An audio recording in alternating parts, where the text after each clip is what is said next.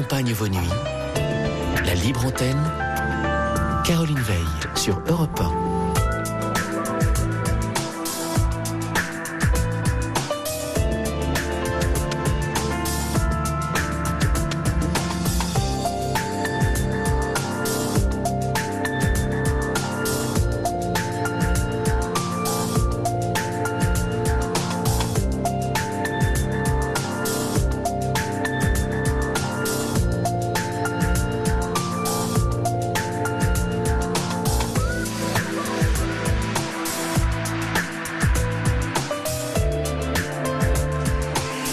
Bonsoir à tous, bienvenue sur Europe 1 et bienvenue sur notre libre antenne, le 3921, notre numéro d'appel comme toujours. Et moi je suis très heureuse de vous retrouver comme tous les étés parce que on va bavarder, se livrer, se raconter. C'est un peu une manière de se rencontrer que j'aime beaucoup. Alors, il fait chaud, il fait beau, certains d'entre vous sont déjà en vacances, d'autres ne vont pas tarder à l'être. À quoi ressemble pour vous ce début d'été ? Racontez-moi vos rêves, vos attentes, vos espoirs. J'attends vos appels au 3921 et puis j'attends aussi vos conversations que j'aime retrouver. Nous avons une équipe renforcée ce soir au standard. Benjamin, Thomas, Lauriane, voilà, qui vont vous accueillir tout au long de la soirée et prendre vos appels si vous désirez passer avec moi en direct. C'est Fifi, bien sûr, qui se trouve aux commandes, aux manettes de cette émission. Merci à lui. Et puis, je vous précise que ce soir, nous avons un petit souci avec les SMS pour l'instant. Donc, ce n'est pas la peine de nous les adresser là tout de suite. Dès que c'est réparé, je vous en informe parce que moi j'ai besoin de vos SMS, ils me permettent de prendre la température, savoir où vous en êtes de vos réflexions sur ce qui est en train de se dire à l'antenne. Mais vous pouvez nous adresser vos mails sur notre site europe1.fr. Europe 1. Micheline, est-ce que je peux vous prendre dans quelques instants le temps d'écouter un peu de musique et je vous retrouve tout de suite, d'accord ? Raccrochez parce qu'on a un petit souci de liaison. La libre antenne sur Europe 1, Caroline Veil. Et ce ne sera pas Micheline, mais Laetitia avec qui nous allons commencer cette émission. Bonsoir Laetitia.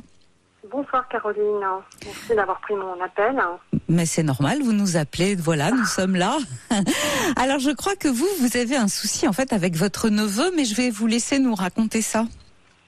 Oui, alors en fait ce qui se passe c'est que j'ai appris récemment que donc lui il est actuellement en 5e. Donc oui. En 5e ça fait quoi ? Ça fait 13 ans, un truc comme ça. Oui, tout à peu près. Donc si vous voulez, il est c'est quelqu'un de plutôt brillant, qui réussit très bien à l'école, depuis la maternelle. Enfin bon, c'est un élève sérieux et très autonome. Donc en plus il a des bonnes notes, mais sans l'aide de personne, c'est-à-dire qu'il fait vraiment bien tout seul. Donc formidable. là, il est scolarisé, les parents ne s'occupent pas trop de lui, ils ont un aîné qui est un peu plus, on va dire, entre guillemets problématique, parce que, bon, lui par contre, c'est pas ça. Donc, ma sœur s'est dit, on va investir un peu les études du cadet et on va lui chercher une super école. Là, il est dans un établissement, on va dire, assez classique. Donc du coup, il a de très bonnes notes, mais bon, elle dit qu'il pourrait faire mieux, comme si les capacités de l'enfant n'étaient pas suffisamment exploitées. Ouais. Et du coup, elle a fait des démarches là depuis le début de l'hiver, et en fait, l'enfant est admis dans un très très bon lycée. Je ne nommerai pas un lycée en France, qui fait partie des établissements très prestigieux. Sauf que l'enfant refuse. Et là, moi, ça me déchire. Il ne veut pas y aller. Il ne veut pas y aller. Non, lui, c'est-à-dire que c'est quelqu'un qui est plutôt avec un imaginaire exacerbé. Vous savez, c'est le genre Harry Potter, à être dans le fantastique. Il a une vraie sensibilité. Il est très bon dans les matières fondamentales, tout ce qu'il faut pour plaire aux profs. Mais bon, il a une vraie sensibilité. Moi, ce que je vois de l'extérieur, moi, je suis la tante, j'ai pas d'enfant. Donc, en même temps, j'ai un regard, on va dire, qui est... à mon avis, plutôt objectif. Oui. Je vois les choses avec aussi une transmission de la famille. Donc, ce que je vois, c'est qu'effectivement, il y a une sensibilité, quelque chose de très particulier. Il est super intéressant. Mais ça, si vous voulez, c'est pas intéressant pour notre culture familiale. On va plutôt investir tout ce qui est brillant et tout ce qui va promouvoir dans la voie royale, telle qu'elle est, on va dire, plutôt reconnue en France. Donc, cet enfant est admis dans ce super collège-lycée. Alors moi, ce qui m'a choqué, c'est comment ça s'est passé. C'est que ils ont fait le dossier de candidature qui est hyper sélectif. Il est admis, puis un entretien final avec le directeur de l'établissement. Ils n'ont pas dormi. Les parents et le petit la veille, parce qu'en fait, il a fait des scènes, il a pleuré toute la nuit. Enfin, moi, quand j'entends la scène, je vois un film. Il a pleuré toute la nuit. Et en plus, il ne veut pas être séparé de ses copains, j'imagine. Exactement. Le matin de l'entretien, on le sort de son lit, on le pousse dans la voiture, on l'habille, on le pousse dans la voiture, et il va faire l'entretien en larmes devant un directeur d'un établissement hyper prestigieux, voilà, tout ce qu'il faut. Et en fait, le directeur a bien vu que tout le monde était en détresse. Vous imaginez aussi peut-être l'émotion des parents qui sont là, qui ont l'impression de jouer la carte de leur vie. Et en fait, le directeur a été plutôt rassurant en s'adressant à mon neveu, en lui disant, écoute, ok, c'est pas ton projet, c'est celui de tes parents, mais maintenant, tu as une chance, c'est que tu as un parcours qui est très prometteur. Nous, ici, on te proposera quelque chose qui va te relever et qui va te permettre un parcours d'excellence. Alors que là où tu es, ok, tu as des bonnes notes, ok, tu es dans ta zone de confort, mais c'est pas ça qu'on attend aujourd'hui pour l'avenir de la France. C'est quelque chose comme ça. Ouais, bon. À 12 ans, l'avenir de la France, c'est pas trop son problème. On a besoin de grands hommes. Il a sorti le discours très académique, mais en même temps plutôt humain. Oui. Mais moi, ce qui me choque, c'est la manière dont ça s'est passé. Donc, l'enfant a dit oui, un petit oui en partant, parce qu'il sûrement pour avoir la paix sociale. Il a envie aussi de passer. Ça faisait, je pense, des jours qu'ils étaient en tension, qu'ils attendaient cet entretien. Lui, il veut pas y aller.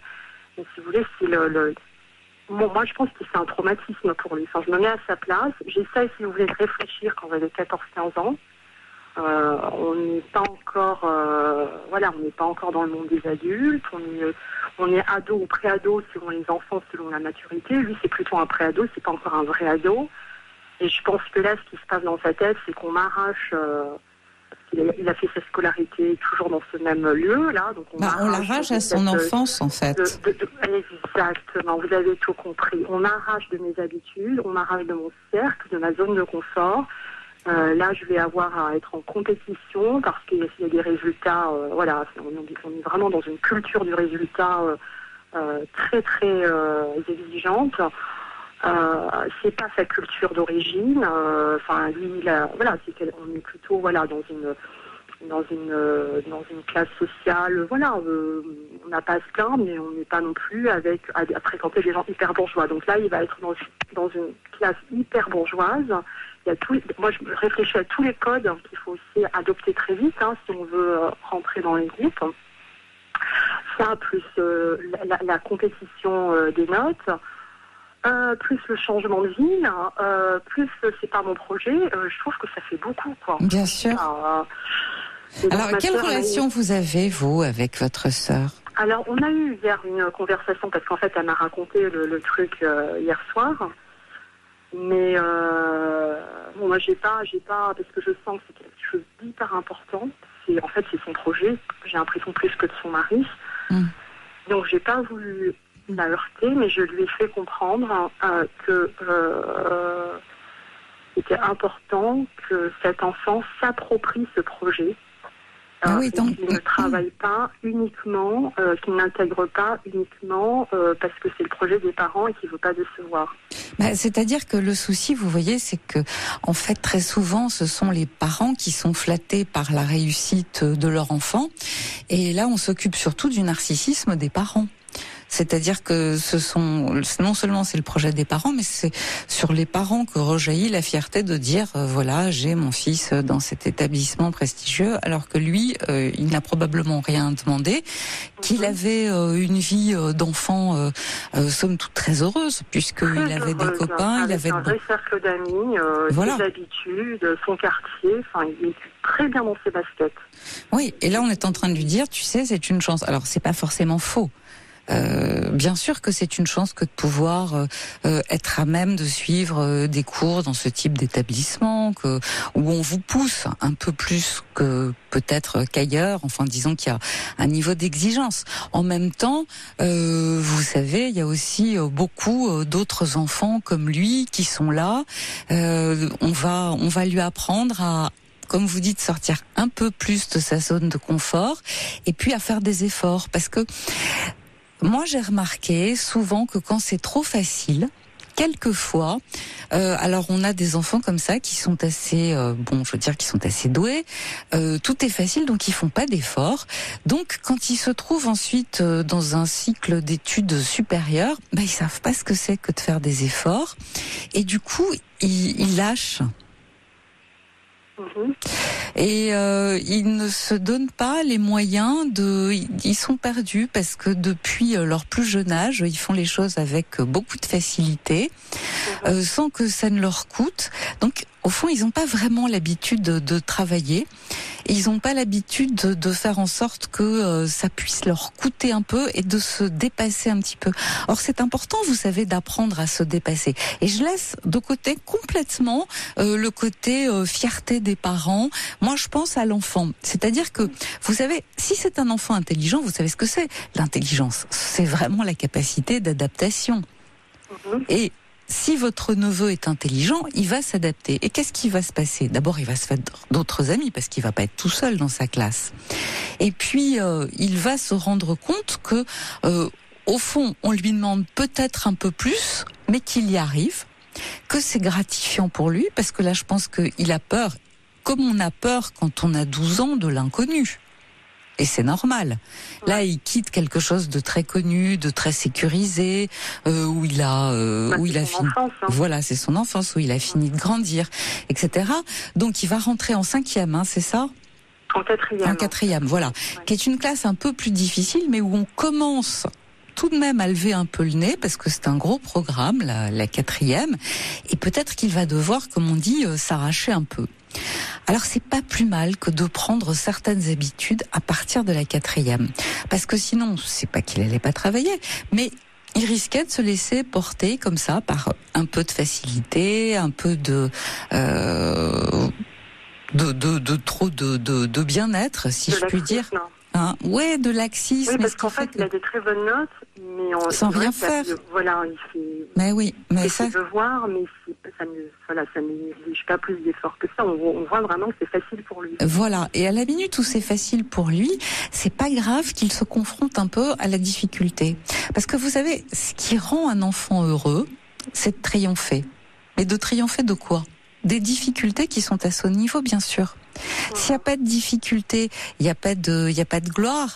Alors bien sûr que c'est facile, bien sûr qu'il avait comme ça une existence tout à fait sereine, sans se poser trop de questions, qui lui laissait le temps de rêver à Harry Potter et tout. Mais vous savez, le monde, malgré tout, dans lequel on vit aujourd'hui, quelquefois, c'est un monde qui est un peu cruel, où il faut jouer des coudes. Quand je dis jouer des coudes, bien entendu, sans écraser les autres, c'est pas ça du tout dont il s'agit.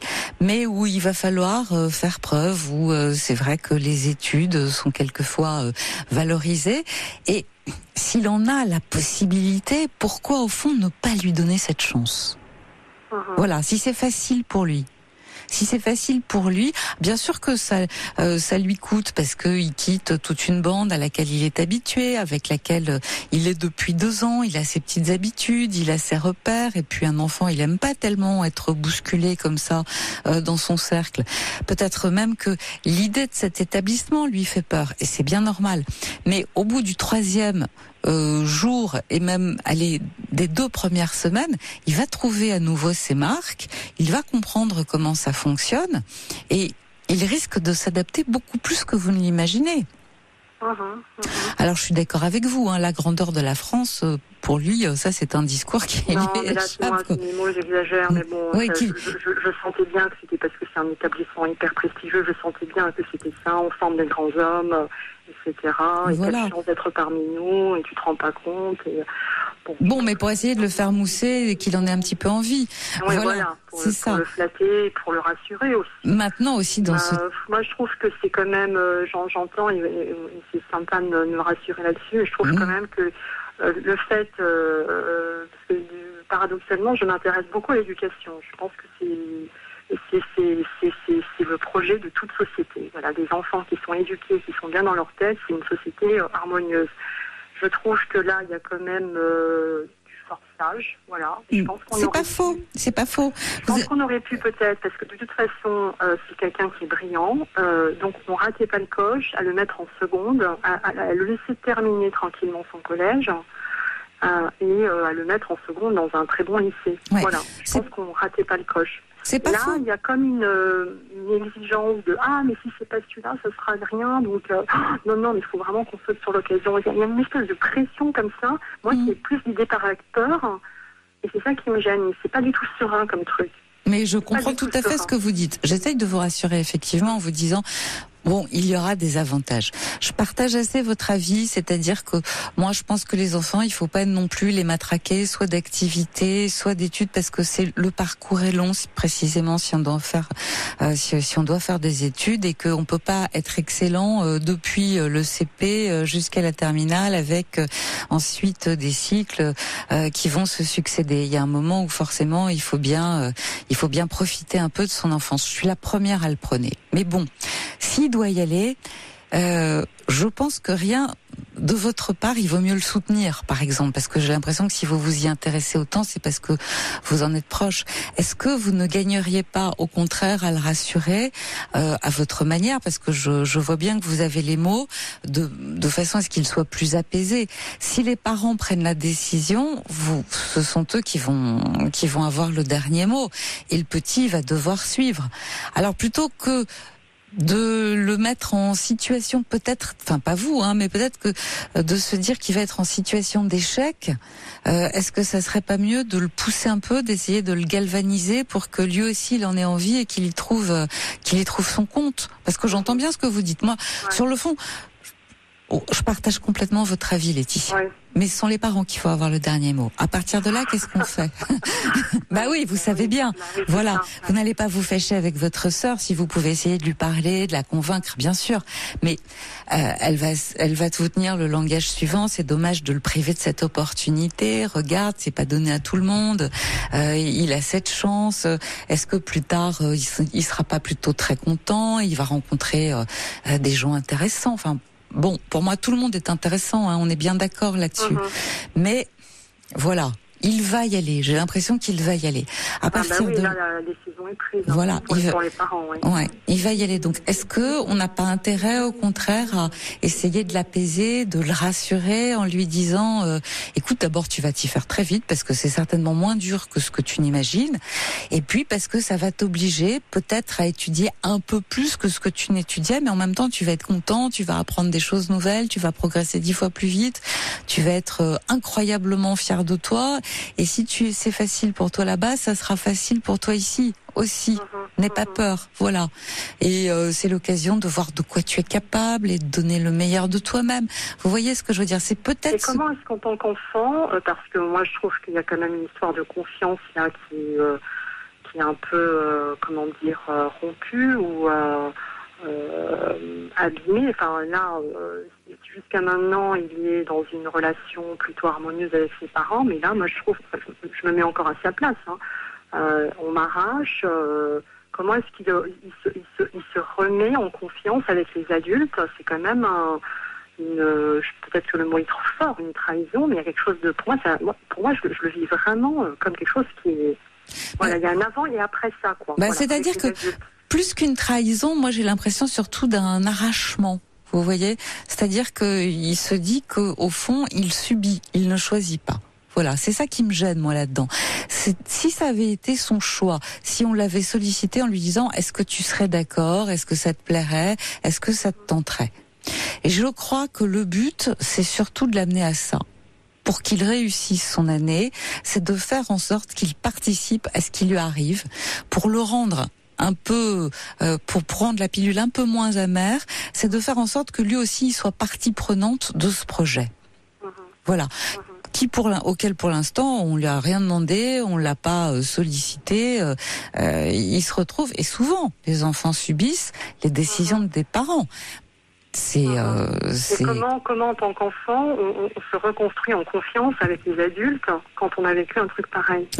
Peut-être que ce qu'il faut lui faire entendre, c'est que ses parents pensent agir pour son bien, et qu'aujourd'hui il y a peut-être des notions qui lui échappent, mais dont il va se rendre compte précisément quand il va y être, et qu'il va être passionné parce qu'il apprend, parce que ça lui ouvre des perspectives, parce qu'il va faire des exposés, parce que ça lui donne l'occasion de donner la pleine mesure de ses moyens, que pour l'instant c'était formidable mais qui ronronnait un peu, voilà, et qu'il va être peut-être beaucoup plus heureux que ce qu'il n'imagine. Voilà, qu'il va avoir d'autres centres d'intérêt qu'il ne connaît pas encore. Mais je pense que le but du truc, c'est quand même d'essayer de le faire adhérer au projet, plutôt qu'il devienne acteur du projet, quoi, et pas juste à le faire. Exactement, plutôt. Je crois que parce que je pense que si vous devez avoir un rôle de soutien, c'est peut-être celui-là, en disant voilà, il faut pas que tu subisses, il faut que toi aussi ce soit ta décision, et il faut que toi aussi tu le décides dans ta tête. Si tu le rejettes, tu vas pas être heureux. Mais tu peux être heureux. Tu peux être heureux si non seulement tu acceptes, mais que tu décides que toi aussi c'est bien pour toi. Et que c'est une opportunité fantastique. Et c'est une opportunité fantastique, pas du tout parce que c'est là qu'on fabrique des grands hommes, ça on s'en fout. C'est une opportunité fantastique parce que tu vas apprendre, et que tu vas apprendre aussi peut-être des choses sur toi-même insoupçonnées, que tu vas te découvrir des capacités que tu ne te connaissais pas encore, peut-être à faire des exposés, à parler en public, que tu vas te faire d'autres camarades, que il y a tout un tas de gens intéressants, et quelquefois c'est vrai que ça coûte toujours, mais tu vas être fier de toi après. Vous voyez, le faire adhérer au projet. Je pense que ça, c'est le meilleur parti à prendre, parce que tel que vous me décrivez la situation, il a rencontré le chef d'établissement, il est d'accord de le prendre. Visiblement, votre sœur, elle est assez déterminée, je crois pas qu'elle fasse marche arrière. Donc maintenant, qu'est-ce qui nous reste ? Il faut que le petit soit content de ce qui lui arrive, si vous voulez. Et s'il sent que vous vous tordez les mains à ses côtés, que vous êtes désespéré avec lui, vous imaginez, il risque de faire un rejet pur et simple, et là, il serait en situation d'échec. Là, il peut se mettre à détester les études. Donc, je crois que le mieux pour qu'il retrouve confiance, c'est précisément de faire en sorte de lui montrer que ses parents veulent son bien, et que lui-même, il va découvrir des intérêts qu'il ne soupçonne pas aujourd'hui, et que ça va lui ouvrir des portes et des opportunités. Ouais, d'accord. Je pense qu'il vaut mieux essayer comme ça, Laetitia. D'accord ? Il va porter l'apaisement, finalement. Ouais, le rassurer. L'idéal, ce serait que vous soyez celle qui rassure, celle qui le conforte. D'abord dans l'idée qu'il en est tout à fait capable. C'est bien l'idée du discours que je vais partager avec lui, mais moi je me suis dit c'est un tel traumatisme dans la tête de l'enfant, même s'il n'exprime pas, parce qu'en plus c'est quelqu'un qui s'exprime peu. Mais que le proviseur, il le prendrait pas. Qu'est-ce que ça laisse, en fait, comme marque, tout ça, dans une vie d'adolescent? Ça laisse, c'est vrai, un petit traumatisme. Mais vous savez, on ne se construit bien que dans la difficulté. Il faut des difficultés pour pouvoir se prouver ce dont on est capable. Parce que c'est ça qui rend heureux. C'est aussi de se dépasser. Et peut-être que c'est ça que vous devez lui dire. Tu vas être beaucoup plus heureux que ce que tu n'imagines. Aujourd'hui, ça t'apparaît pas parce que tu vois juste la peur, la difficulté. Dis-toi une chose, c'est que le proviseur, il t'aurait pas pris et il t'aurait pas tenu ce discours s'il ne pensait pas que tu étais capable et que tu allais être heureux chez lui. Donc voilà. Donc et lui. Par rapport à l'enfance, parce que vous l'avez très bien dit, l'enfance qu'on lui arrache, parce que ça on ne le dit pas, mais moi c'est exactement comment je le vois. Qu'est-ce qui peut le rassurer Il faut négocier. Dans des termes très techniques. Il faut négocier avec les parents, qui va garder ses copains, qui pourra les voir. Et puis surtout, ce qui est très important, c'est qu'il ait à cet âge-là une activité sportive qui lui permette d'évacuer un peu la petite pression qu'on fait peser sur ses épaules. Voilà, un sport qu'il aime. Mais voilà, dire que ça, exactement, dire que ça, c'est pas négociable et que quoi qu'il arrive, il faut maintenir, en tout cas, ses activités parce que être un enfant et être un ado, c'est pas juste aller à l'école ou au collège, c'est aussi avoir des moments de loisirs, de liberté, de rêverie aussi, et qu'il est peut-être que c'est intéressant de dire voilà, à la minute où tu es là, peut-être que tu vas pouvoir aussi maintenant aller au cinéma tout seul, aller déjeuner tout seul dans ton quartier avec tes copains. Enfin, vous voyez ce que je veux dire, le mercredi ou alias. Tu vas peut-être aussi, et c'est à gagner en liberté, et ça c'est important. Tu vas voir que découvrir de nouveaux comportements. Voilà, tu vas aimer être libre. Tu vas aimer être plus libre que ce que tu n'étais. Parce qu'on te fait confiance. Et que si on te fait confiance pour le travail, on te fait aussi confiance pour le reste. Oui, rentrer petit à petit dans le monde des adultes finalement. Là, ça se fait hyper à l'arrache, mais bon, on va dire que ça va bien se passer. Et puis, je vais avoir de toute façon ce discours de soutien et d'apaisement. Mais voilà, je pense que c'est ça. Et je pense qu'il a surtout besoin d'être rassuré, qu'on lui dise qu'il en est capable et que ça va pas être une rupture entre un avant et un après. Qu'au fond, il change juste d'établissement et que c'est un établissement qui va peut-être lui demander un peu plus d'efforts, mais pour ô combien plus peut-être d'intérêt, parce que vous savez, quand c'est encore une fois, ça j'insiste là-dessus, c'est vrai aussi qu'il y a des enfants qui à terme s'ennuient en classe, quand quelquefois c'est trop facile pour eux. Ils n'ont pas le goût de l'effort et plus tard il n'y a jamais d'effort et plus tard ils font rien du tout. C'est quelque chose que j'ai souvent rencontré. Donc il vaut mieux le stimuler. Il vaut mieux le stimuler un peu et qu'il prenne assez vite l'habitude lui-même du travail. Vous dites qu'il est autonome, donc il va s'y mettre très bien très vite. Vous allez voir. Oui, puis en plus, c'est quelqu'un qui a besoin de règles, donc c'est un établissement avec des voilà, règles. Ça, c'est sûr que ça va. Vous savez, vous savez. Ça ne plairait pas à d'autres, lui, ça va le rassurer. Oui, exactement, c'est ce qui rassure. Vous avez tout à fait raison. Et puis en quatrième, c'est un moment où on peut avoir des comportements, des dissidences, surtout quand c'est trop facile parce qu'on a beaucoup de temps de libre. Je vous fais pas un dessin. Et peut-être qu'au contraire, ça va le prémunir de certains dangers qu'on peut rencontrer à l'adolescence. Il faut voir le côté positif. D'accord. Alors j'ai Jeanne en réaction, si vous voulez bien, Laetitia. Oui. Bonsoir Jeanne.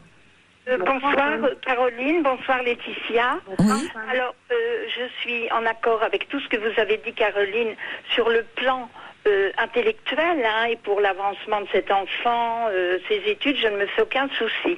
D'autre part, dans ce type de lycée prestigieux, il aura des cours de musique, des cours de sport, il aura absolument tout ce qu'il désire. Il n'y a aucun problème. Non, ce que je voulais dire à Laetitia, c'est que mon mari avait une situation qui nous amenait fréquemment à déménager. Mais nous étions toujours en France. Et bien sûr, nos enfants nous suivaient. J'avais 2 enfants qui ont intégré à chaque fois des collèges et des lycées de quartier. C'était des enfants brillants et qui ont fait de très belles études et qui ont une situation. Mais ce que je voudrais dire, c'est que nos enfants n'ont jamais été épanouis. Ils n'ont jamais pu s'intégrer aux mutations comme ça. Maintenant, peut-être que si on avait décidé pour eux de les mettre chacun dans un établissement, ils avaient 5 ans de différence, dans un établissement en internat, après on se disait que peut-être ça aurait été difficile au début, mais qu'à la rentrée, ils auraient retrouvé leurs copains et que ça aurait été moins tragique, tragique c'est un peu excessif, mais ça aurait été moins difficile pour eux tous les 3 ans de changer de ville et de changer de copains et de changer de lycée. Je suis d'accord avec vous, Jeanne. Mais là, il s'agit pas de ça. C'est-à-dire qu'en fait... Oui, j'ai compris. Là, l'enfant sera dans un internat. Non, pas un internat. Non, pas un internat. Il change. Il va rentrer le soir chez lui. Il va rentrer le soir chez lui. Il va rentrer le soir chez lui. Oui, j'avais pas compris ça. Alors là, pas d'hésitation. Mais voilà, en fait, c'est juste un changement d'établissement, mais il va pas être amené comme ça à changer d'établissement tous les 2 ans ou tous les 3 ans. Non, pas du tout. Si vous voulez, en fait, c'est une rupture entre avant et après. Voilà, il change d'école parce que on le met dans une école où peut-être. Oui, il aura pour faire évoluer ses capacités. Oui, exactement. Alors là, je suis en accord avec vous parce que c'était pour dire que moi, mes enfants, c'est des adultes qui ont de belles situations, mais ils ne sont pas épanouis. Ils ne sont toujours pas épanouis. Ils ne sont pas épanouis parce que peut-être ils ont changé, ils ont été déracinés un peu trop souvent. Oui, ils ont été déracinés tout le temps. Alors peut-être que si là, le petit rentre chez lui le soir, mais apparemment ça va être l'idéal. Hein. Mais oui, moi je pense en 15 jours il va s'adapter. Hein. Moi je crois. Et Laetitia, vraiment, je crois que si vous devez jouer un rôle, effectivement, il va se confier à vous. Oui, c'est celui de l'apaisement, c'est celui de le conforter en disant mais bien sûr que tu en es capable. Sinon, tu n'aurais pas été accepté. Le proviseur t'aurait pas tenu ce discours. Il t'aurait dit écoute, si tu ne te sens pas prêt, réfléchis et puis on verra en seconde. À la minute où il te propose là maintenant d'intégrer cet établissement, c'est qu'il a senti en toi les capacités et c'est que c'est certainement un endroit qui va te rendre très heureux, bien plus heureux que ce que tu n'imagines. Oui, et puis le fait qu'il va rentrer chez lui, il aura quand même ses copains le week-end. C'est pas du tout pareil, ma situation. Non, c'est pas pareil. Mais j'avais pas compris qu'il rentrait le soir chez lui. Non, il rentrera le soir, mais après, donc voilà, il change d'endroit, il va prendre les transports. C'est quelqu'un jusqu'à maintenant qui marchait à pied, qui avait son petit cocon. Enfin, vous voyez, mais oui, bien sûr, c'était très confortable. Coup, il est très exposé à la vie des adultes.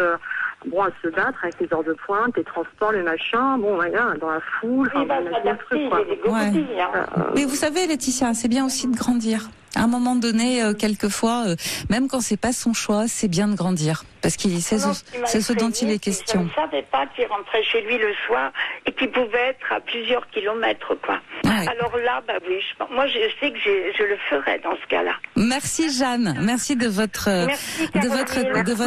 Merci. Au revoir Laetitia.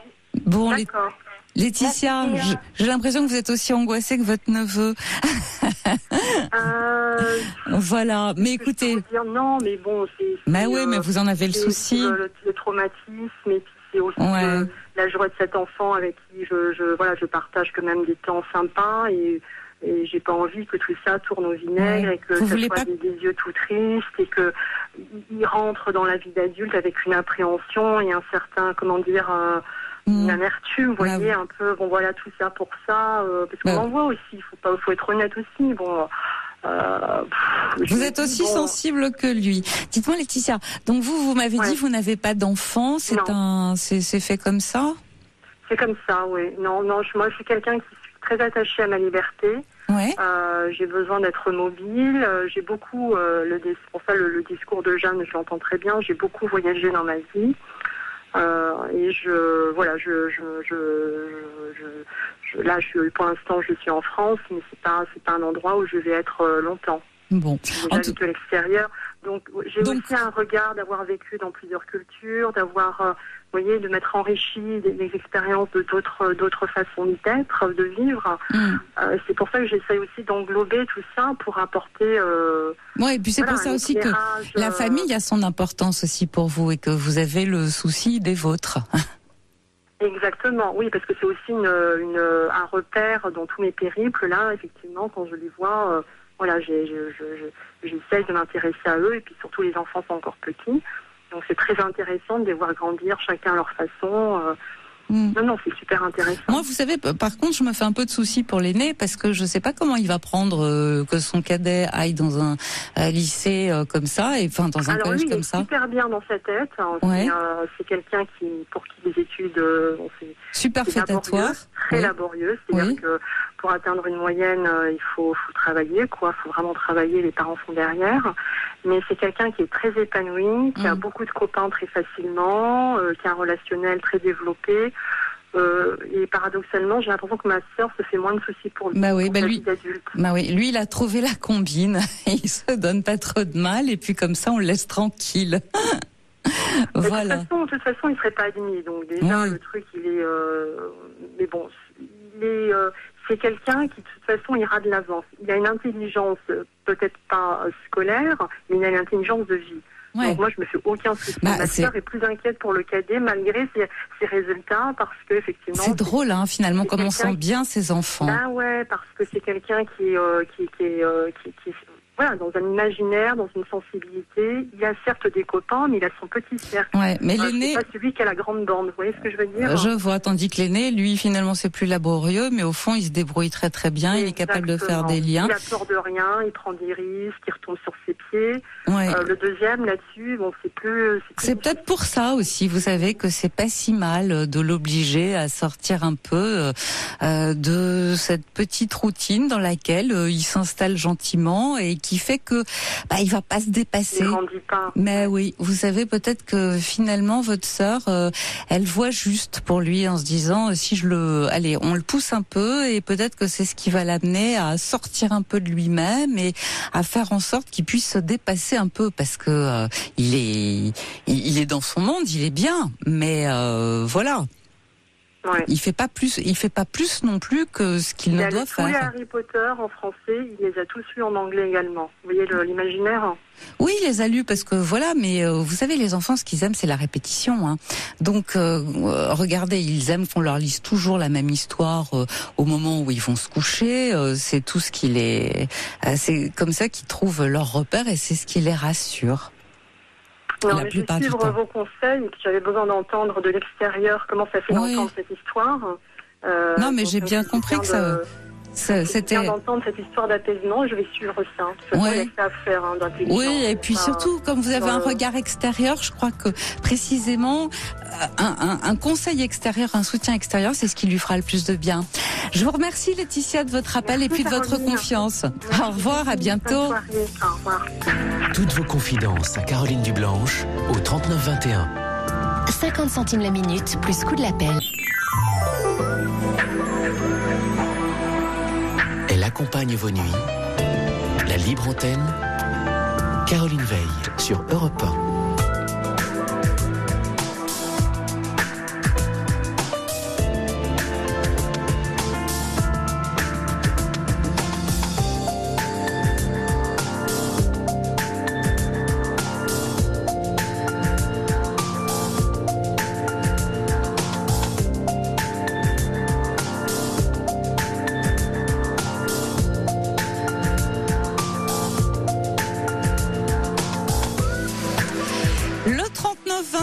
Toujours, c'est la libre antenne qui continue. On avance ensemble dans la nuit, on parle de vos vies, on croise nos histoires, on partage un moment, voilà. Et puis surtout, n'hésitez pas à nous appeler parce qu'on a perdu malheureusement un petit souci au standard, 1 ou 2 auditeurs en route. N'hésitez pas à nous appeler si vous avez une difficulté particulière en ce moment qui vous empêche de trouver le sommeil. Si vous rencontrez, si vous êtes à un carrefour important de votre vie, nous sommes là à votre écoute. Thomas, Benjamin au standard, Fifi aux manettes. Nous allons parler de ce qui vous importe, de ce qui compte pour vous. Donc j'attends vos appels au 39 21 et vos mails aussi sur notre site europe1.fr parce que pour l'instant, hélas, je ne peux pas compter sur vos SMS. Et je le regrette, croyez-moi. La libre antenne sur Europe 1, Caroline Veil. Et tout de suite, on va continuer avec Flora. Bonsoir Flora. Bonsoir Caroline, bonsoir à tous. Contente de vous accueillir. Merci. Alors vous avez envie de bavarder parce que je crois que vous vous sentez un peu seule. Oh, même beaucoup seule. Beaucoup seule, ça fait combien de temps? Je ne sais même plus. Ah bon? Vous ne vous rappelez plus. La dernière fois que vous n'étiez pas célibataire, c'était quand? Oh, je ne sais plus. Bon, ça fait longtemps.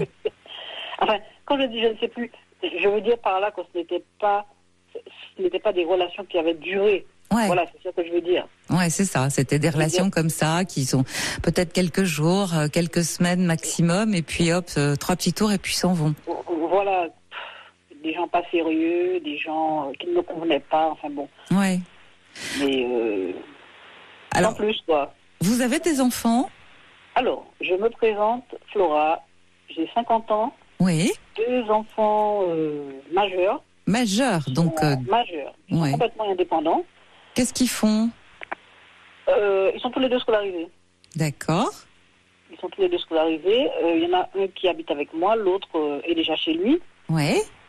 Et puis, voilà, donc si je dois me présenter moi-même, je dirais que je suis quelqu'un de jovial, qui aime plaisanter, rigoler, qui aime la vie et qui veut aussi quelqu'un qui ait à peu près le même caractère que moi. Bah bien sûr, quelqu'un qui aime partager aussi, parce que voilà, c'est ça. Oui, Ouais. oui. Ouais.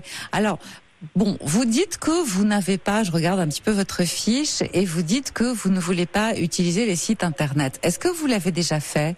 Oh oui, que je l'ai déjà fait. D'ailleurs, j'avais rencontré quelqu'un comme ça. Ouais. Et alors, qu'est-ce qui s'est passé? La relation s'est très bien passée, c'était quelqu'un de très bien. Mais à un moment donné, il a voulu arrêter. Ouais. J'avais l'impression, parce qu'il se sentait fatigué, en fait. Parce que c'est vrai qu'il était beaucoup plus âgé que moi. Il avait 20 ans de plus que moi. Waouh. Ah oui. La relation s'est très, très bien passée. Ça, j'ai adoré.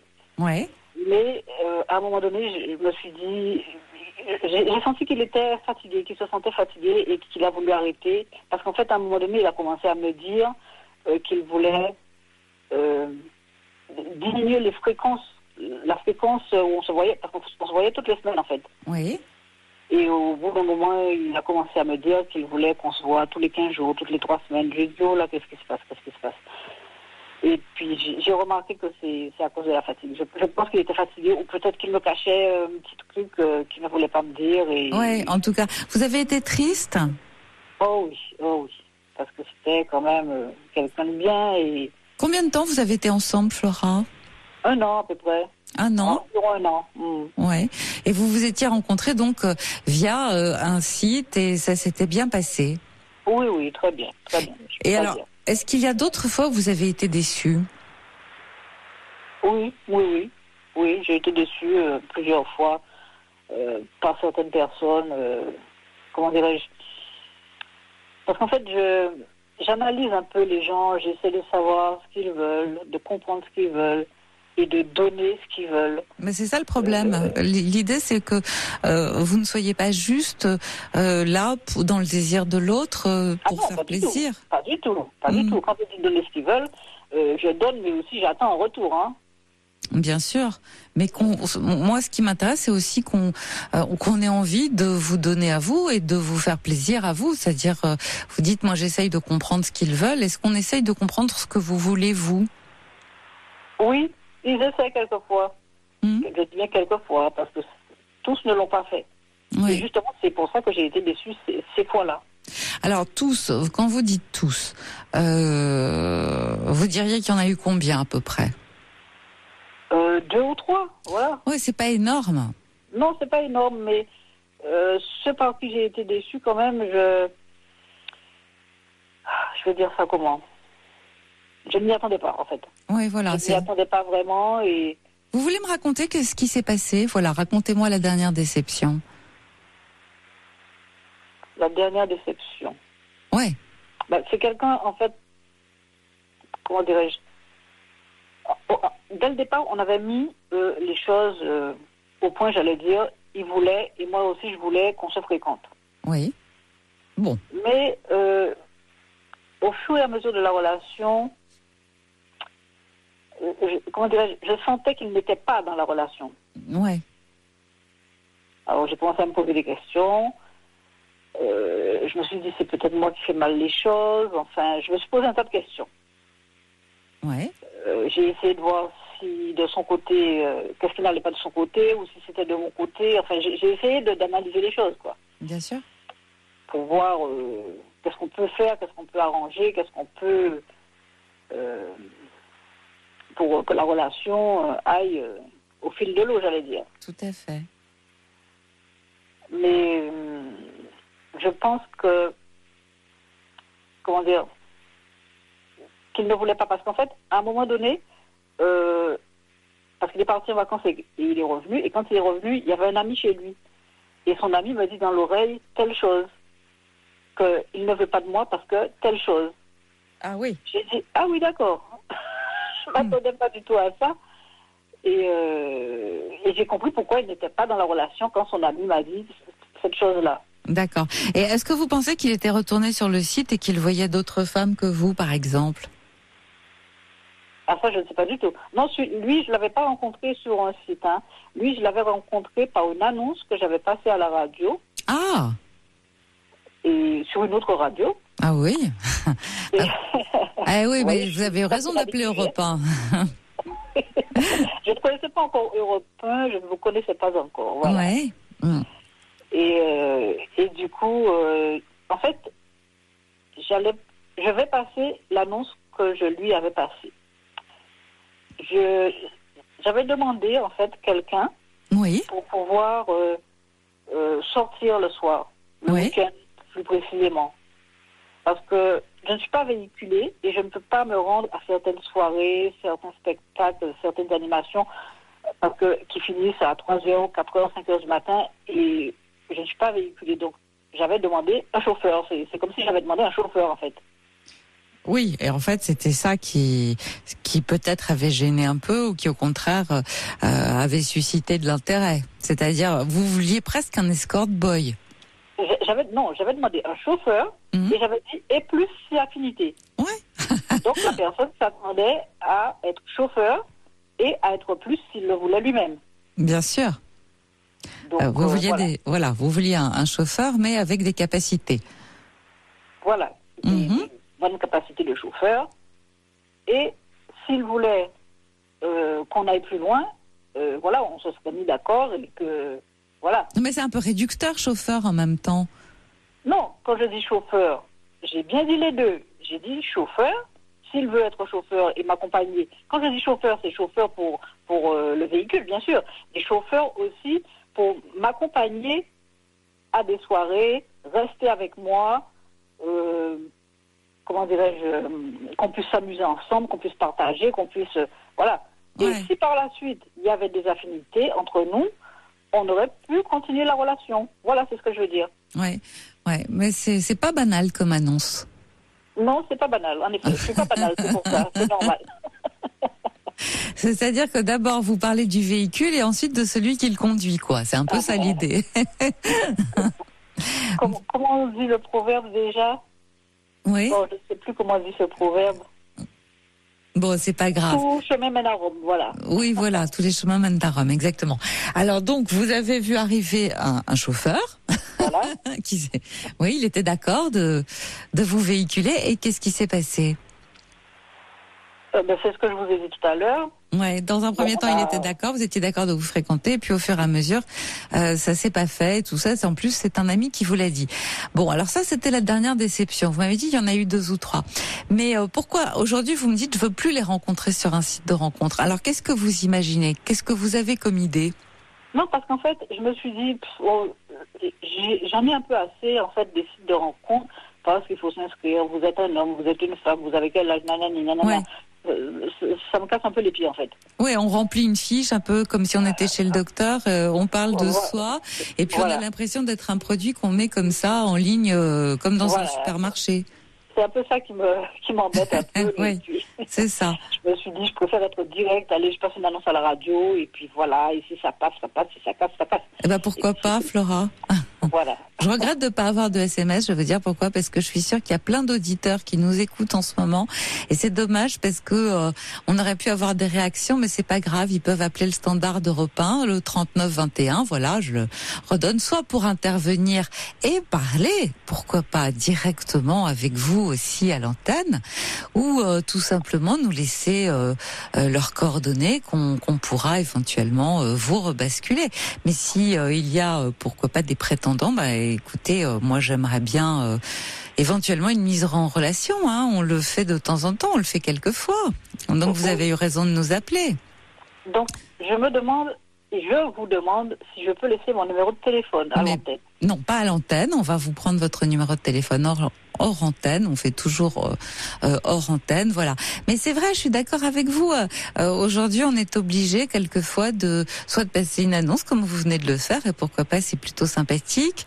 Soit de passer via les sites de rencontres, parce que il y a plus les balles comme ça où on allait s'amuser dans le temps, quoi. Il y a plus toutes ces sorties que les gens avaient l'habitude de se rencontrer.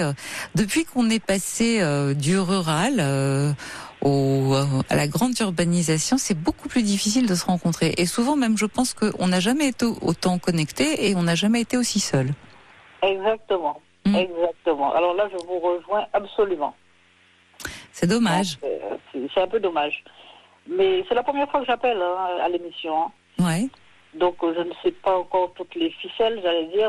Mais c'est pas des ficelles, voilà. On a un souci, on a une idée, quelque chose dont on a envie de parler, un sujet qui tient à cœur, ou bien une difficulté, ou bien on a envie de raconter un moment de sa vie, on a envie d'évoquer un souvenir, on a envie de partager, voilà, avec d'autres auditeurs des expériences, de croiser des histoires, et puis on appelle. Et on peut appeler aussi, pourquoi pas, en disant je me sens seule et j'aimerais bien rencontrer quelqu'un, parce que vous êtes jeune, Flora, vous avez 50 ans, vous êtes vraiment dans la fleur de l'âge, et que et le temps passe vite. Oui, mais c'est vrai aussi que c'est bon d'aimer, d'être aimé. Bien sûr, voilà. Évidemment. Et c'est le plus recherché. Voilà, que ça fait partie des grands plaisirs de la vie et des grands intérêts de la vie. Alors néanmoins, moi je m'interroge, parce que ces deux enfants, vous les avez forcément fait avec quelqu'un. Oui, j'ai été mariée. Combien de temps? 15 ans. Ah, et alors qu'est-ce qui s'est passé? Alors, on a vécu 6 ans ensemble d'abord, et ensuite j'ai été mariée 15 ans. Ouais, donc vous êtes resté. Vous êtes resté 21 ans avec votre mari en tout. Oui. Il s'est passé le truc tout bête. Il a rencontré une autre femme et il s'est barré. Ah la vache. Et alors comment vous l'avez pris?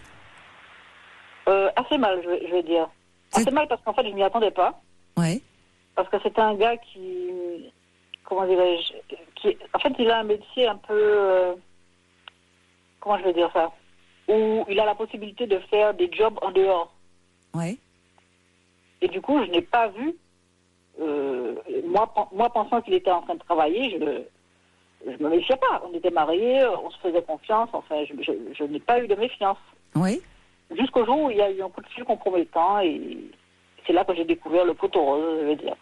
Et alors, est-ce qu'il avait envie de partir, ou est-ce que c'est vous qui lui avez demandé de partir? Ah non, il avait envie de partir, il est parti, hein. Moi, je ne l'ai pas retenu, hein.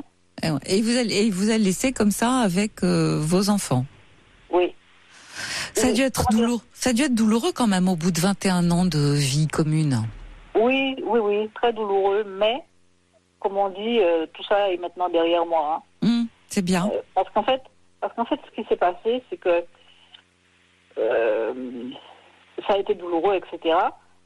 Mais au bout d'un moment, je me suis dit, bon, allez, maintenant stop, on va arrêter tout ça. Je lui pardonne. Ça peut arriver à tout le monde d'avoir une infidélité. Ça aurait pu bien être moi. Oui. Donc, je lui pardonne. Je lui ai tout pardonné. J'ai vraiment tout balayé. C'est bien. Bravo. Et maintenant, je suis... vous êtes en paix, au moins. Vous êtes en paix et totalement disponible pour une nouvelle rencontre. C'est aussi l'intérêt. Oui. Ouais. Totalement.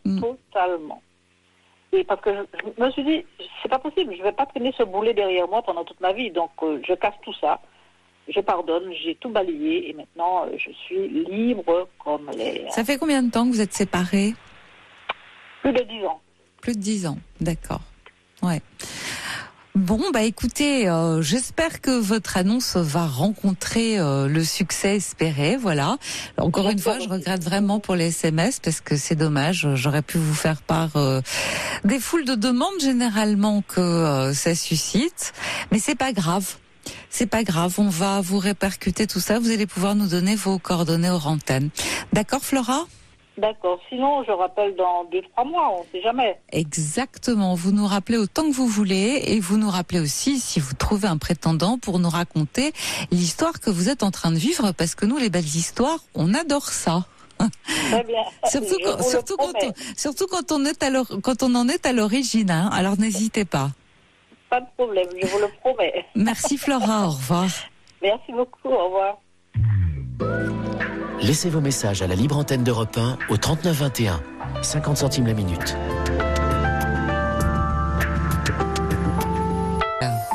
Sur Europe 1, Caroline Veil vous écoute et vous accompagne. Et on poursuit avec Lucie. Bonsoir Lucie. Bonsoir. Je crois que vous rencontrez de gros soucis pour votre maman. Ah oui, c'est ça. C'est comme j'ai dit à votre assistante juste avant, c'est vrai que je me suis dit que par rapport au problème que vous écoutez là tous les soirs, c'est rien du tout. Mais non, c'est pas rien du là, tout. Ça... Il n'y a pas de problème. Il n'y a pas de problème qui soit rien du tout. En tout cas, c'est le vôtre. Alors, si vous vouliez m'expliquer. Alors voilà, ça fait 5 ans que ma mère a des gros soucis de voisinage. Oui. Les 4 premières années, c'était un jeune couple avec un enfant qui empêchait vraiment ma mère de vivre. Pour donner quelques exemples, il fallait pas qu'elle étende son linge, qu'elle ouvre la fenêtre, qu'elle marche chez elle. Elle pouvait pas passer l'aspirateur, allumer sa télé, écouter de la musique. Enfin, il fallait qu'elle ne fasse rien. Non, parce mais que, attendez. soi-disant, elle les dérangeait. Oui, mais enfin, on est en démocratie. Elle n'est pas obligée d'obéir non plus. En fait, ce qu'il y a, c'est que ces voisins-là étaient assez violents. Et pour citer 2 exemples, une fois, je me suis interposée entre le voisin et ma mère. Ouais. Et une fois, il a même donné des coups de pied dans la porte en menaçant ma mère. Je sais, mais enfin, les commissariats, ça existe. En fait, ce qu'il y a, c'est que ma mère est partie au commissariat du quartier pour aller porter plainte à 2 reprises. Elle a réussi quand même parce que sortir de chez elle, c'était compliqué parce que ces voisins-là habitaient en dessous de chez elle et il fallait qu'elle passe devant leur porte pour sortir de chez elle. D'accord, mais enfin, ils sont pas censés savoir qu'elle va au commissariat. Elle y est allée 2 fois. À chaque fois, c'est passé en main courante. Oui. Et le bailleur a été, on va dire, entre guillemets, heureux qu'elle fasse cette démarche-là parce que personne ne faisait rien. Oui, mais elle aurait carrément dû porter plainte. Et en fait, c'est resté en main courante. Et il y a une des fois où elle a, elle est passée au commissariat parce que ces voisins-là, ils n'avaient plus d'électricité et ils cassaient leurs meubles pour faire du feu. Oh là là. Donc ma mère, voyant qu'il y avait du feu, elle est quand même partie au commissariat. Ils sortaient pas de chez eux et c'est vrai qu'on est sensibles toutes les deux aux petites bêtes, comme on dit. Et ils battaient leurs animaux régulièrement. Oh là là, mais dites-moi. Et alors ça s'est terminé, ils sont partis ? En fait, ça s'est terminé il y a, on va dire, 1 an, parce qu'ils sont partis comme ça. Oui. Et pendant quelques mois, ça a été le répit parce que il y avait pas de, ils avaient mis l'appartement dans un tel état qu'il a fallu leur faire un neuf. Mm-hmm. Et là, ça, hélas, ça recommence. Une jeune femme avec son enfant. Et en fait, elle fait la fête assez régulièrement. Donc, ma mère n'endort pas la nuit. C'est plus gai déjà. Vous êtes d'accord avec moi ? Oui, c'est quand même mieux. Mais du coup, ma mère m'appelle la nuit. Elle en a des palpitations. Elle est pas bien. Quel âge elle a votre maman, Lucie ? 58 ans. 58 ans. Elle est d'une santé fragile. Elle vit seule. Comment ça se passe ? Oui, elle vit toute seule. Et mais pourtant, elle essaie quand même de sortir. Elle essaie d'avoir des activités justement pour pas être focalisée là-dessus. Mais c'est vrai qu'elle a tellement accumulé pendant 4 ans de choses qu'elle m'appelle encore aujourd'hui en pleurs, en disant je vais prendre un taxi, je vais aller je sais pas où, je quitte l'appartement, tant pis, je m'en fiche. Et des fois, elle me fait peur. C'est-à-dire qu'elle a été tellement traumatisée que maintenant... elle est à vie. Voilà. Ouais. Alors, est-ce qu'elle pourrait pas essayer de faire un peu ami-ami avec cette voisine et de faire en sorte de s'entendre avec elle pour que ce soit seulement, je sais pas moi, juste une fois par mois ou quelque chose comme ça. Quand vous dites qu'elle fait la fête, c'est de la musique toute la nuit ? À quoi ça ressemble ? C'est tellement fort que les murs en tremblent, pour vous dire. Et ils ont fait même une fois la fête dans l'escalier, c'est vous dire. Enfin, quand je dis la fête, c'est vraiment, c'est tellement fort que jusqu'au rez-de-chaussée, cette voisine-là est au 3e, ma mère est au 4e. On entend très bien, même au rez-de-chaussée. Alors, pardon, vous allez me trouver un peu coercitive, mais là aussi, encore une fois, les commissariats, ça existe. Et puis là, il y a un truc assez dissuasif qui s'appelle une amende. Quand on fait trop de bruit la nuit, passé minuit. Et généralement, c'est assez efficace. Ma mère est justement partie voir cette voisine parce que elle préférait lui dire en face à face plutôt que de faire des notes. C'est ça, voilà. Et la voisine a été vraiment... c'est même pas odieux, vous avez qu'à déménager si ça vous plaît pas, je mets la musique si je veux, et puis elle a recommencé le lendemain. Enfin, elle en a... elle a augmenté ça, et puis il faut pas que ma mère dise quoi que ce soit. Et ce qui est le pire, c'est qu'elle se sent isolée parce que les autres voisins ne disent rien, et ma mère a peur de se faire mal voir. Pire que ça, elle a peur qu'on la frappe ou qu'on la menace, parce que ça a été le cas avec les voisins d'avant. Oui, bien sûr, elle est très traumatisée en fait. Et dites-moi, elle a pensé à déménager éventuellement ? Le souci, c'est qu'elle a de très très très faibles ressources. Mmh.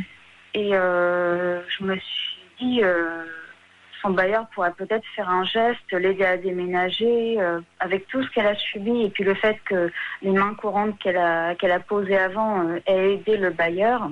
Mais ce qu'on lui a répondu, c'est que moi, sa fille, bien sûr, j'aime ma mère, il n'y a aucun problème là-dessus, mais en gros, c'était à moi de... Ah oui.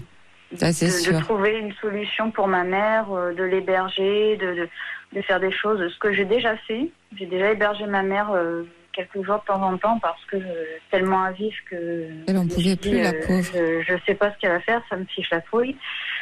Et elle est même partie voir une personne, ça s'appelle un centre communal d'action sociale. Oui. Et elle a bien fait. En fait, elle est partie voir une personne là-bas, et ma mère a demandé de l'aide tout simplement parce qu'elle a vraiment de très faibles ressources. Et on lui a dit non, madame, vous n'avez pas le droit au fameux FSL par exemple parce que vous avez trop peu de ressources. Ah oui, c'est fou ça. Et c'est pour ça que c'est ce que je disais à votre assistante avant, c'est que moi je me sens complètement démunie parce que le bailleur ne fait rien. Ma mère ne veut pas porter plainte parce que ça passe en main courante. Et non, mais là, ça passe pas en main courante parce que, par exemple, non, c'est différent, Lucie. Quand il y a un voisin comme ça qui fait trop de tapage nocturne, on appelle la police qui vient, qui fait une première injonction, et puis si ça continue, ils reviennent, et là, il y a pour le coup une grosse amende. Voilà. Alors vous faites ça une fois, et puis vous faites ça 2 fois, vous faites ça 10 fois. Au bout de 10 fois, ça fait quand même des frais. C'est pour ça que je vous disais, c'est assez efficace, parce que pour le coup, c'est dissuasif. Dès qu'il s'agit de payer, de toute façon, croyez-moi, les gens font un peu plus attention. Je suis complètement d'accord avec vous, mais moi, ce dont j'ai peur, c'est que la voisine s'en prenne à ma mère. Ah non, mais non. Votre mère n'est pas non plus une victime. Elle a 58 ans, vous me dites, elle essaye d'avoir des activités. Je crois que le pire, c'est effectivement de penser qu'elle est totalement impuissante et qu'elle ne peut rien. Il y a des lois. Il y a des lois qui permettent de se prémunir contre justement les abus. Et dès qu'il y a abus, vous savez, c'est ce qu'on dit toujours, ta liberté s'arrête là où commence celle des autres. Alors bien sûr, quand on est voisin, on peut essayer de vivre en bonne intelligence, au contraire, de s'entraider les uns les autres, de faire en sorte justement d'avoir des très bonnes relations. Mais quelquefois, il y a des gens avec qui ça n'est pas possible. Quand c'est pas possible, hélas, on est obligé de recourir à à d'autres mesures qui sont un peu moins sympathiques, mais qui sont dissuasives. Et croyez-moi, les amendes, ça marche bien. Je suis d'accord avec vous, mais c'est vrai que ma mère est tellement isolée parce que... Mais vous pouvez aller avec elle au commissariat.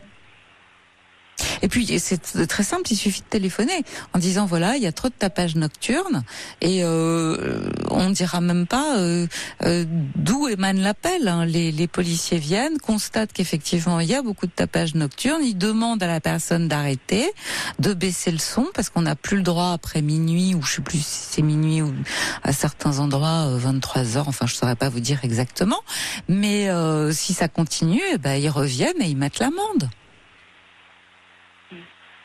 C'est une solution en tout cas. Elle n'est pas sans moyens. Là, on peut lutter efficacement. Et la voisine, elle la frappera pas. Faut pas exagérer non plus. Elle sera peut-être pas contente, ça c'est sûr, mais elle la frappera pas. Puis peut-être qu'il faut apprendre à cette jeune femme à respecter aussi les personnes qui sont un peu plus âgées, qui habitent à côté. Voilà. Quelquefois, demander gentiment ne suffit pas, hélas. Oui, parce que ma mère lui disait aussi, vous faites la fête, c'est votre anniversaire ou c'est je ne sais quoi, c'est pas le problème. Mais elle le fait aussi en journée, elle le fait le soir. Elle travaille pas ? Non. C'est bien ça. Bon, écoutez, alors peut-être qu'elle peut aussi essayer de l'amadouer en lui proposant puisqu'elle a des faibles revenus, peut-être, je sais pas moi, de garder un peu son enfant ou quelque chose comme ça, non ? Qu'est-ce que vous en pensez ? Connaissant cette voisine, non. Sincèrement, je pense que ça ne pourrait pas marcher, non ? Ça marchera pas. Il n'y a pas de dialogue possible avec elle. Et ce que je voulais faire ce soir à l'antenne, c'est solliciter éventuellement des auditeurs pour savoir que faire dans ces moments-là. Hélas, comme vous le savez, je n'aurai pas de réponse à vous donner avant demain. Donc demain, je manquerai pas de tout vous retranscrire parce que ce soir, je suis privée de mes précieux SMS et croyez-moi, c'est pas marrant. Voilà, on fait comme ça. D'accord, Lucie ? Ouais. Merci beaucoup à vous. Merci de votre appel. Au revoir. Au revoir.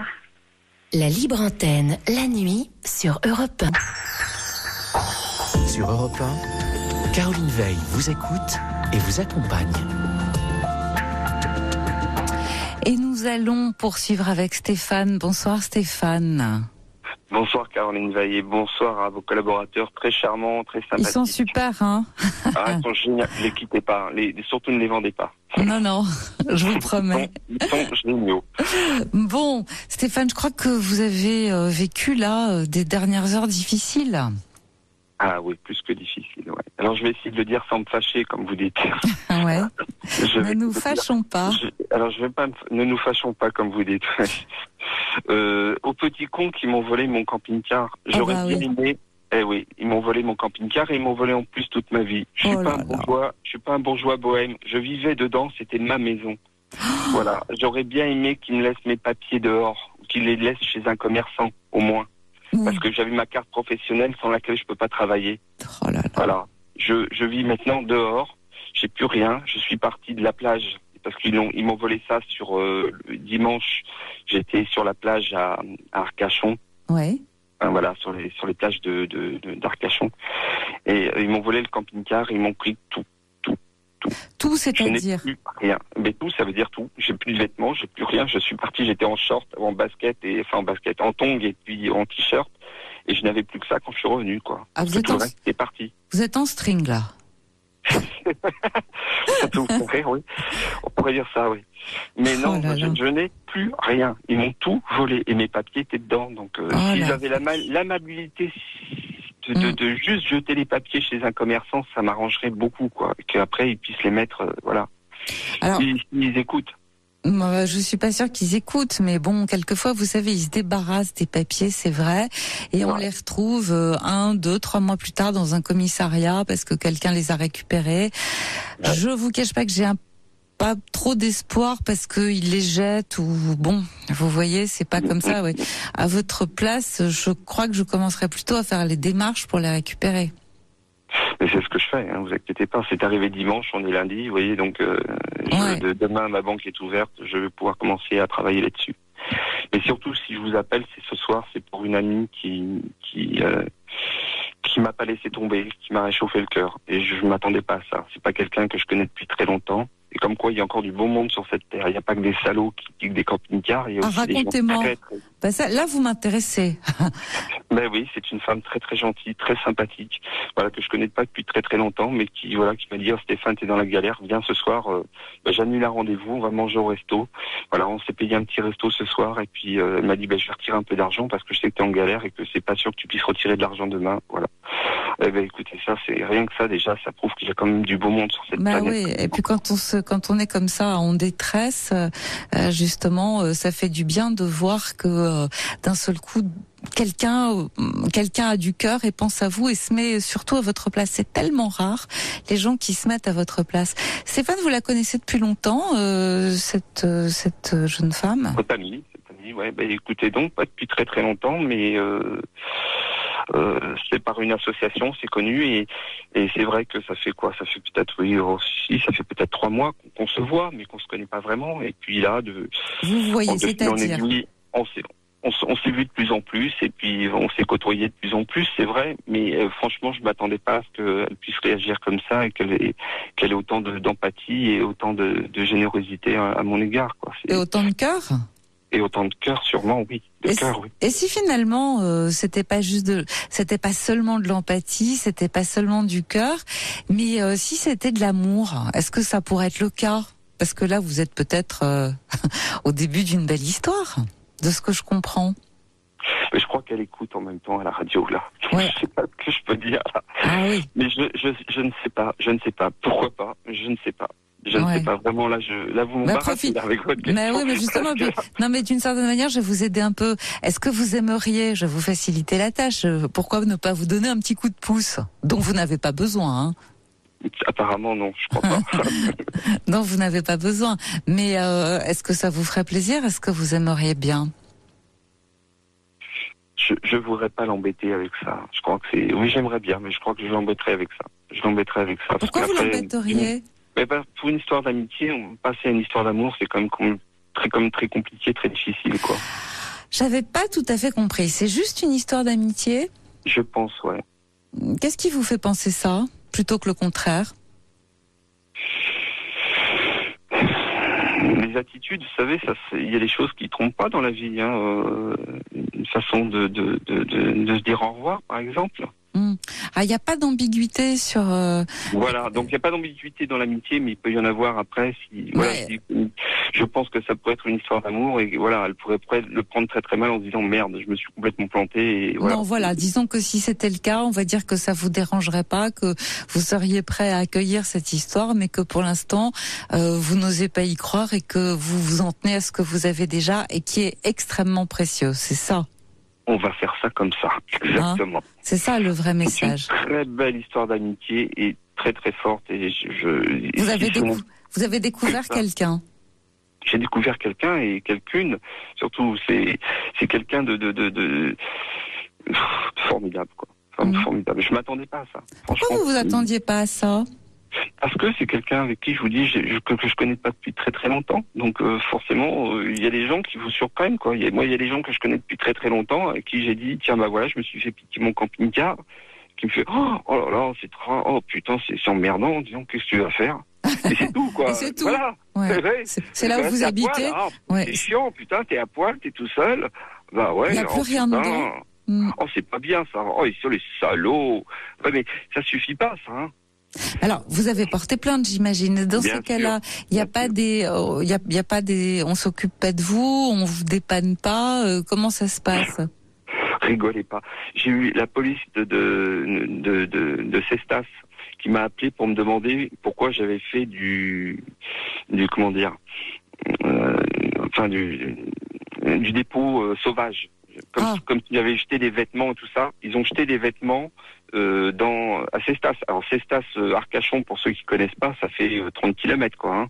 Quand même, ouais. Mais la police de Cestas ne savait pas que mon camping-car avait été volé. Donc je leur ai expliqué que mon camping-car avait été volé et qu'ils avaient jeté donc apparemment des affaires qui m'appartenaient sur la voie publique. Donc forcément c'est un dépôt sauvage. Donc il y a quelqu'un qui a vu ça, qui a prévenu la police et qui a prévenu Cestas. Donc je vais peut-être récupérer quelques chaussettes et quelques t-shirts apparemment. Formidable. Voilà. Je suis content. Vous pouvez pas savoir, c'est que du bonheur. Ouais. Simplement, j'aimerais bien qu'il me restitue les papiers, si c'est possible. Ouais, mais il n'y a pas que les papiers. Dites-moi, le camping-car, vous avez dit que c'était là où vous viviez. Comment c'est pas grave, ça. C'est pas grave. Non, vous avez dit que c'était là où vous habitiez, le camping-car. C'est ça, mais bien sûr, c'est toute ma vie. J'avais tout dedans. J'avais ma guitare, j'avais des partitions, il y avait plein de choses, il y avait plein de souvenirs dans ce camping-car aussi. Donc, oui, bien sûr que j'y tenais. Mais, bon, tant pis, tu gardes le camping-car, mais...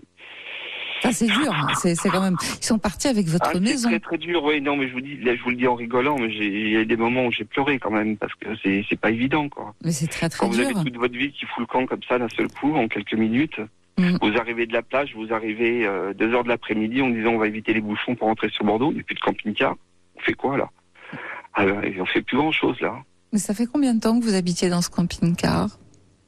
Moi, j'ai toujours été camping-cariste, hein, donc je paye toujours ce camping-car, mais celui-là, ça faisait à peu près 6 ans que je l'avais, donc voilà. Et j'ai pas fini de le payer en plus. Hein. Oh là là. Donc je vais continuer à payer pour un des mecs qui vont jouer avec, qui vont peut-être le revendre, je sais pas ce qu'ils vont faire avec d'ailleurs. Et c'est même pas le problème, hein. Franchement non. Non, mais comment vous allez faire? Il faut en racheter un autre. Qu'est-ce que vous envisagez tout de suite? Tout de suite, ça va être très très compliqué. Tout de suite, là, ça va être d'essayer de trouver. Ça va être de retrouver mes papiers. Ouais. C'est le plus important pour pouvoir travailler, pour pouvoir avoir. Je peux vous demander ce que vous faites? Je suis chauffeur routier. Chauffeur routier, d'accord. Ouais. Donc là, j'ai la chance de pouvoir dormir dans un tracteur.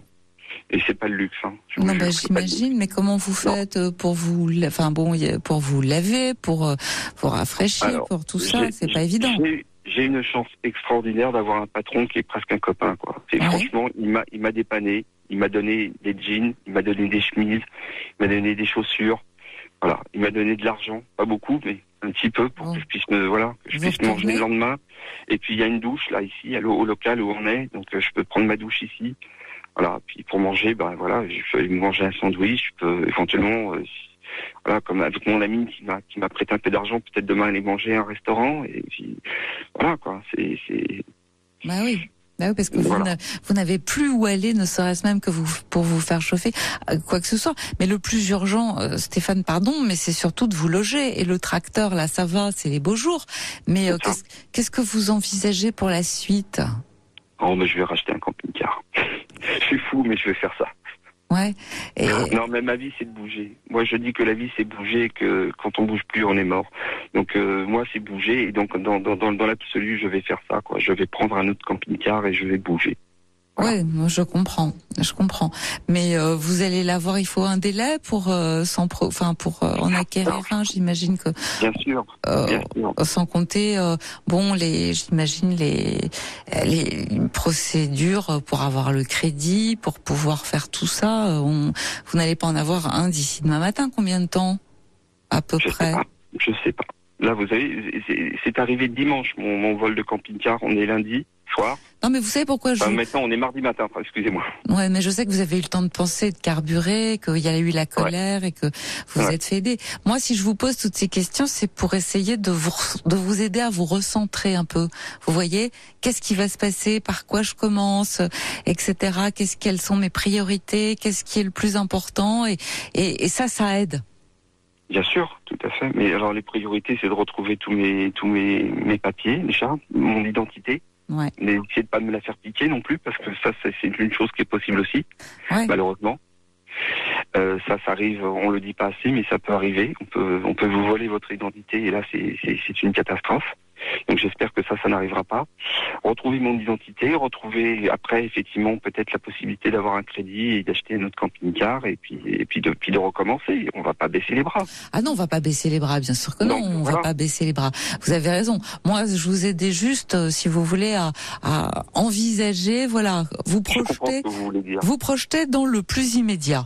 Donc le plus franchement. immédiat, c'est les papiers, c'est-à-dire la préfecture, la préfecture, la mairie, enfin je sais pas, la banque, voilà, la banque, etc.